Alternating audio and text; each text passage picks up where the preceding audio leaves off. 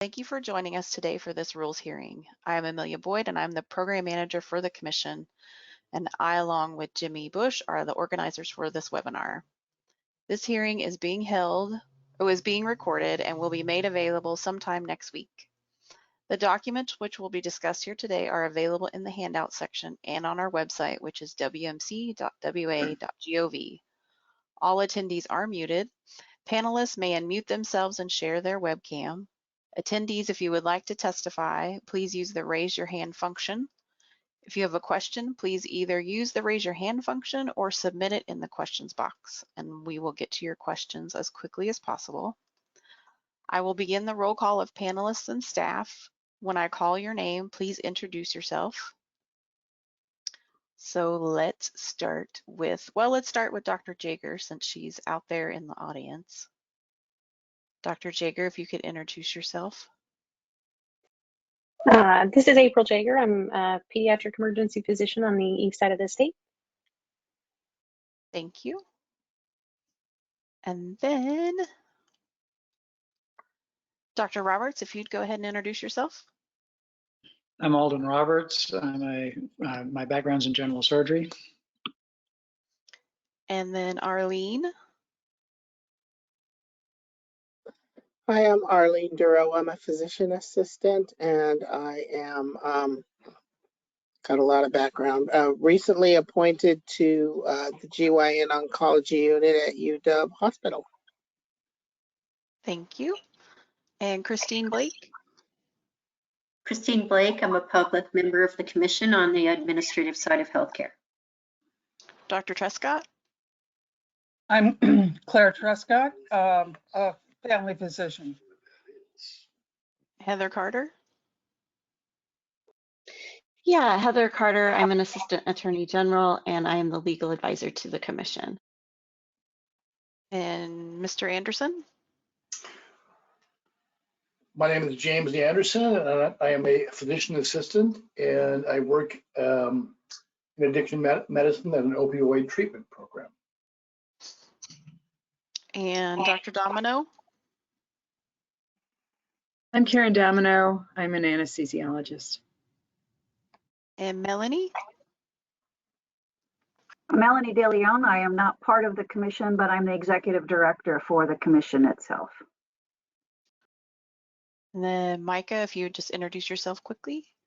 Sure, Micah Matthews, Deputy Director of the Medical Commission. And Dr. Small. My name is Bob Small. My background is child, adolescent, and adult psychiatry. And Dr. Lyle. My name is Sarah Lyle, and I'm a family physician. Dr. Murphy. Hi, I'm Terry Murphy, emergency physician from Central Washington. And Dr. Yu. Yeling Yu, public member on the commission. Thank you very much. And Mr. Malden, if you would introduce yourself and then begin the script. John Malden, public member, chair of the Washington Medical Commission. Good afternoon. My name is John Malden, as you just heard. I will be the presiding officer for today's rule hearing. Today is May 27th, 2022, and it is approximately 4:08 p.m. This hearing is being held virtually via GoToWebinar. I'd like to say a few words about today's hearing. The proposed rule being considered today is WAC 246-918-801, exclusions, physician's assistants, and WAC 246-919-851, exclusions, physicians. The WMC is proposing amendments to expand the types of patients who are exempt from certain provisions of the rule when being prescribed opioid drugs. For today's hearing, all comments will be summarized and the summary will be sent to those who provide comments. Please do not interrupt individuals who are testifying. If you are not comfortable speaking in front of the group, you may provide your written comments in the chat window. The hearing is being held in accordance with the Administrative Procedures Act, Chapter 35.05 RCW, pursuant to the Administrative Procedure Act. This public hearing is being recorded for for the official record. The proposal, or CR 102 rules package for this rulemaking, was filed on February 15th, 2022 at the Code Revisor's Office as Washington State Register number 22-05-083. Are there any questions about the rule or the hearing process before we begin testimony?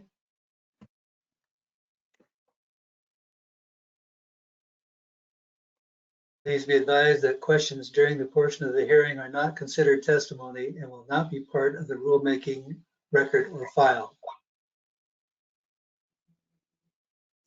There's one hand raised. Pamela Hanson, if you'd like to go ahead.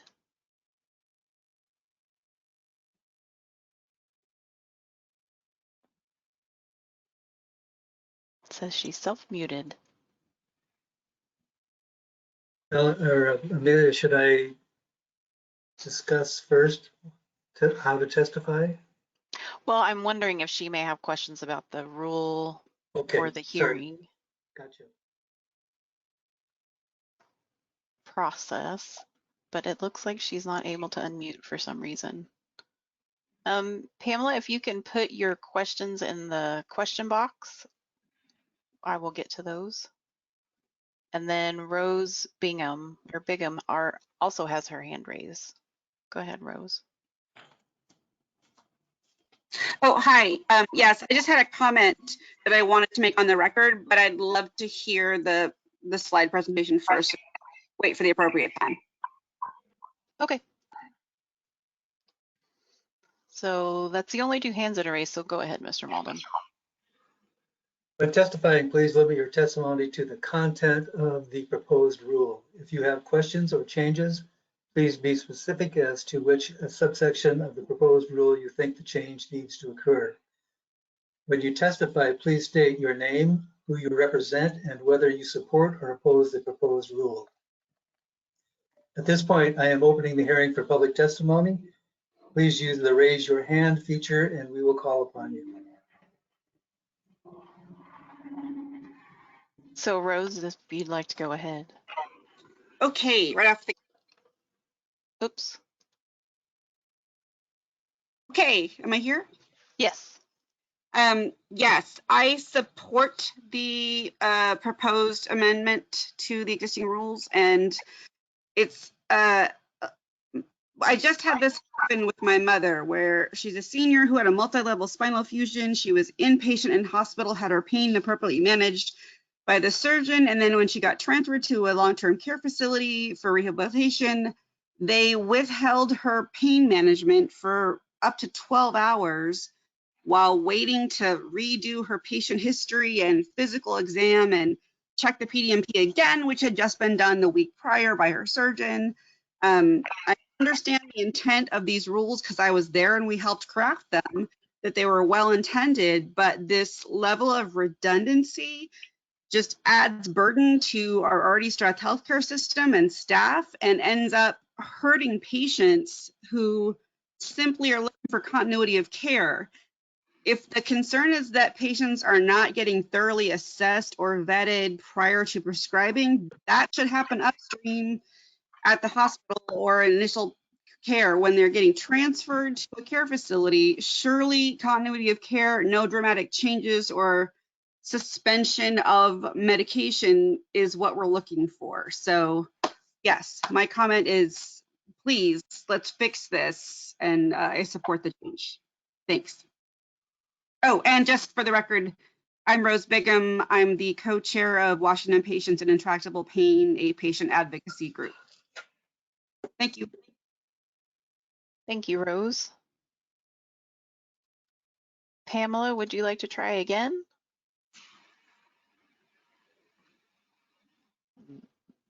Me. Oh. Can you hear me now? Yes, we can. Thank you very much. Thank you for the opportunity to provide public testimony. My name is Pamela J. Hanson. I will go ahead and continue with my full testimony since it appears to be only two.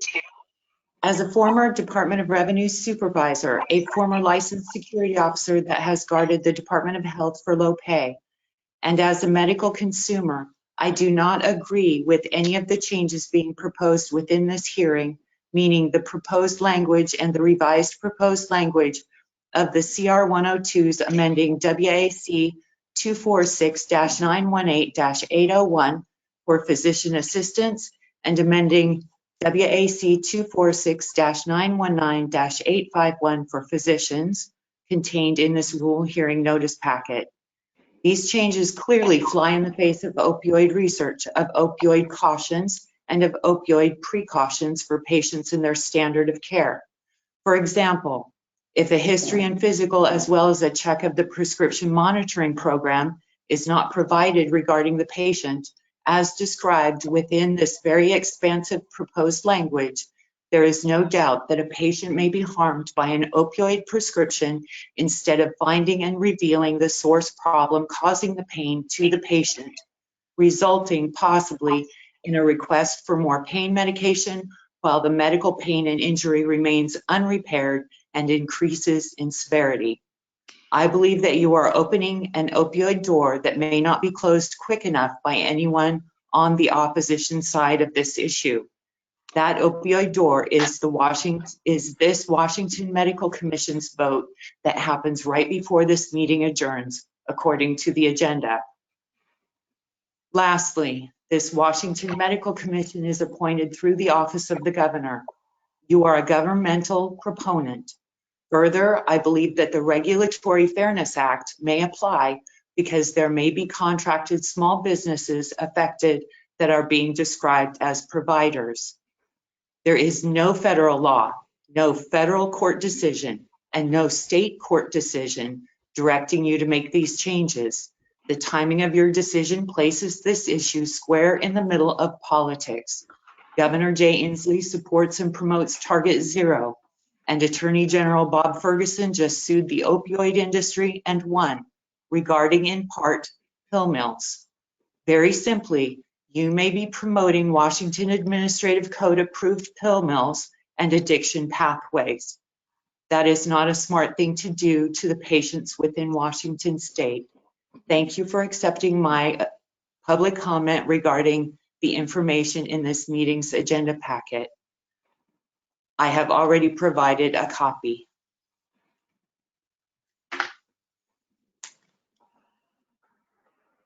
Thank you. And those were the only two hands we had raised.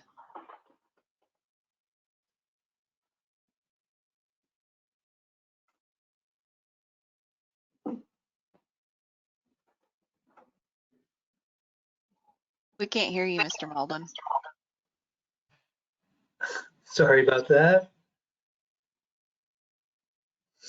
If there is no one else who wishes to testify, I'm going to close the testimony portion of this hearing. Has the department or commission received any written testimony from members of the public related to rules filed under WSR number 22-05-083? The only written comment we received was just read by Pamela Hansen, so that's the only written comment we have. And it is available in the handout section. Thank you. Will the commission consider a motion to accept a motion to adopt proposed language for WAC 246-918-801 and WAC 246-919-851? So before we get to that, sorry, there was a change which I sent out last week. We inadvertently missed some language that had been previously included in the draft. Well, actually, it's included in the WAC now. And so we've added that back in the red here for both the physician chapter and the physician assistant chapter.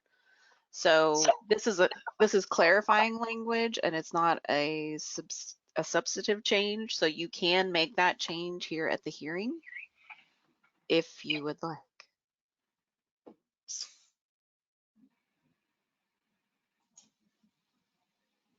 Does anyone want to discuss the changed language? Are those changed language in red? Correct. It's in red. Okay. And I have a question about this more than 24 hours. I guess maybe I didn't read carefully. So what is the reasoning for 24 hours? So prior to this change, if you approve it, you can see up here in subsection 3 where it said the treatment of inpatient hospital patients. Who are patients who have been admitted to a hospital for more than 24 hours? Back when we were doing these rules, there was a lot of discussion around what's an inpatient. And so they clarified that by saying they've been admitted for more than 24 hours. Okay. Okay.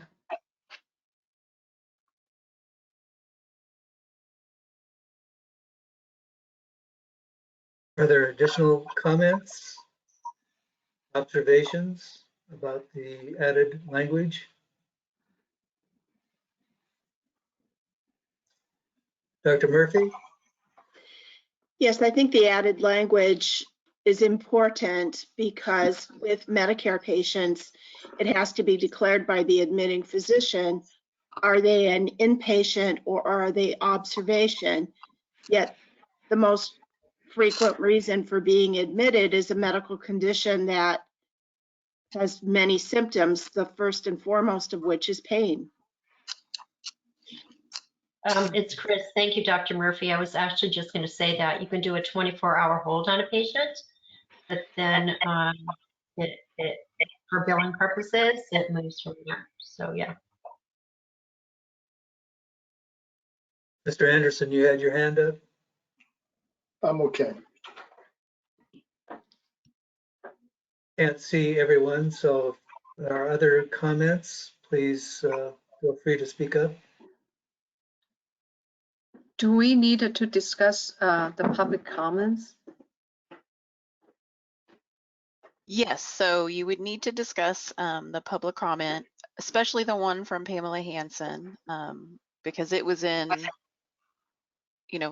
they are opposing us making these changes. So Rose's comment was supportive, so you can talk about both of them, but I really need you to speak about the comment from Pamela Hansen.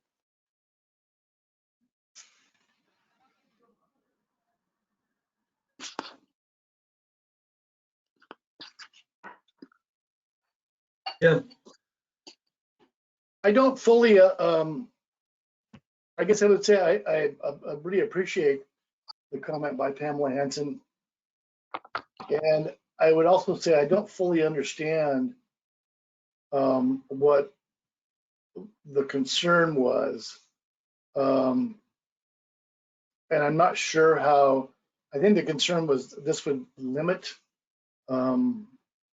the availability of pain medication for people. And I'm not really sure how it does that. So that's my take. So, Dr. Roberts?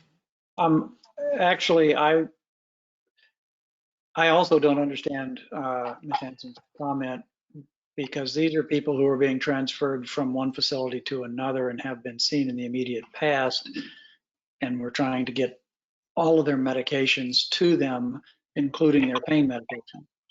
And so I'm not sure I understand the risk that this is putting on patients by attempting to get the medications that they were wanted to be discharged with.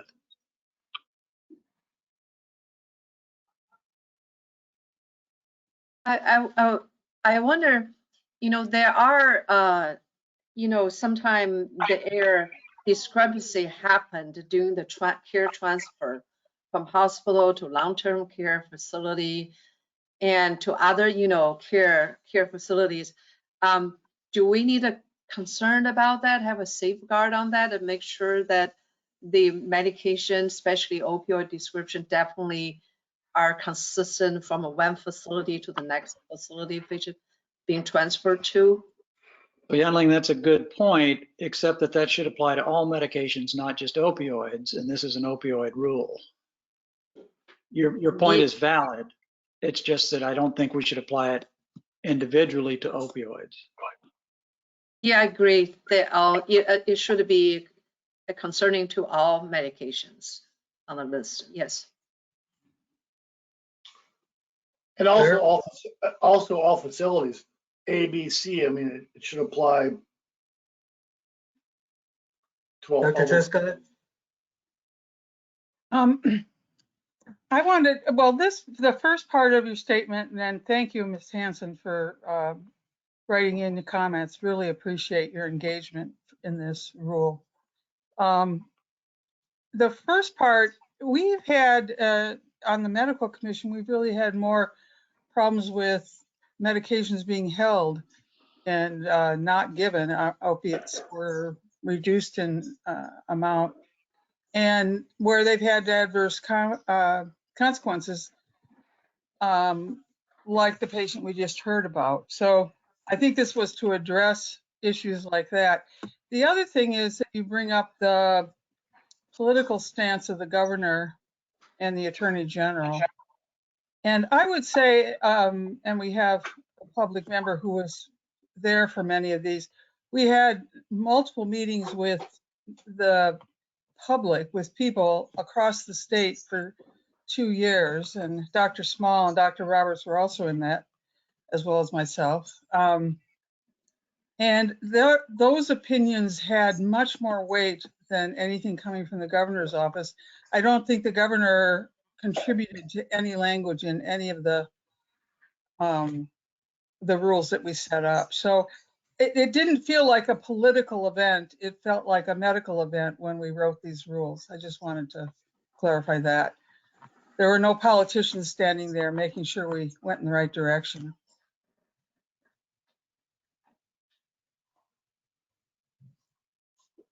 Mr. Matthews? Yeah. So to one, I didn't expect to have to address Dr. Trescott's comment. The reason you didn't have politicians standing there over you is because they were yelling at me, and I wasn't passing things along. So that was fun. The thing I wanted to just remind folks as far as the history here. So this is not something new. This is just we've finally gotten around to it. The original intent was to have this apply to where this exemption would be for the long-term care centers. And almost immediately upon adoption of the previous pain rules, we got contacted by the Association for the Long-Term Acute Care Centers, extremely concerned and agitated because they were fearing that all of a sudden they were going to have to do a complete and total workup as if this was a brand new patient, and instead of the transfer, as we heard from Ms. Bingham. So that's what this is addressing. It was an oversight in the previous rules package. So this isn't anything new. This is addressing concerns that were already there. So I just wanted to put that out there. Not being commissioner, I will refrain from opining on Ms. Hanson's comments, but I just want to point out this is not a broad opening of anything. This is simply facilitating continuity of care.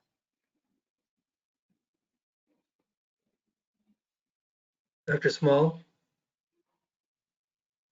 I would just like to add to the discussion concerns that get generated about overprescribing of opioids, or if I may, creation of pill mills. Those all happen on an outpatient basis. I don't think any of us are aware of any of these facilities having become pill mills. So I think it's really the outpatient prescribing that's really been the primary problem in terms of overprescription of opioids.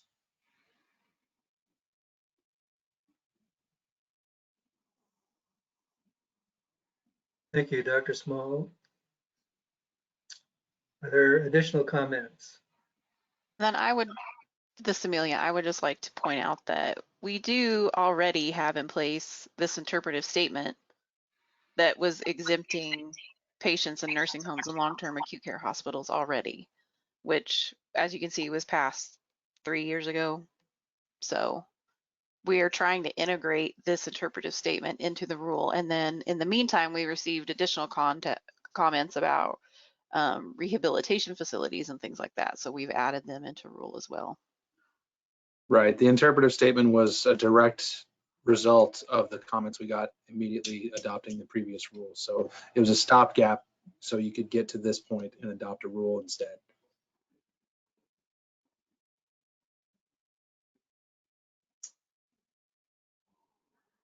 Are there additional comments? Again, I can't see everyone, so please speak up. Mr. Anderson. Jim Anderson here. I just would underline what Mike Matthews said, which was this is really just about making a continuity of care more streamlined, because in many cases it's not very streamlined.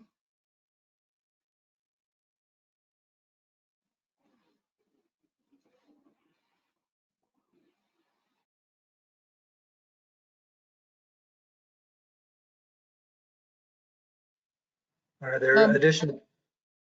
Sorry, Claire? I just would like some clarification about, are we talking about all the rules right now? No. Or just the first one? I'm talking about the written document we received. Just the exemption sections.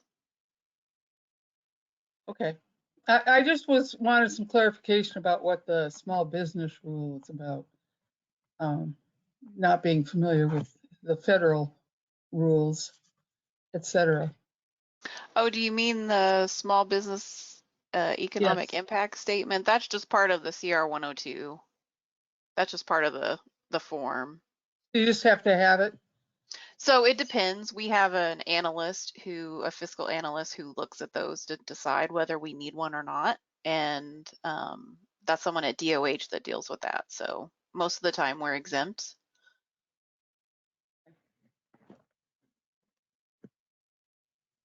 Thank you. So for this particular rule, you would have to have a motion to adopt this amended proposed language. So moved, John. Thank you, Alden. Do we have a second? I'll second. Multiple seconds. Thank you. All in favor of the amended language, say aye, raise your hand. Aye. Aye. Thank you. Opposed? Seeing none, the amended language is incorporated. All right. So now you just need to say the time that you're adjourning. Well, do we need to adopt this now or not, or just have the amended language? That's what you just did, right? You just did a motion to adopt it? To adopt the amended language, but not the entire document. Okay, then yeah, do a motion for that then. Okay, so will the commission consider a motion to adopt the proposed language for WAC 246918801 and WAC 246919851? So moved. Thank you, Second. Dr. Roberts. Multiple seconds. All in favor signify by raising your hand or saying aye. Aye. Opposed? Hearing none, the language is adopted. It is now 4:34 p.m. And with that, the hearing is adjourned. Thank you so much, everyone. Did I get it right? Okay. You got it right. Thank you. Very good. Thanks, Thank you, everybody. everyone. Thank Have you, a great everyone. long Bye. Good weekend. Bye.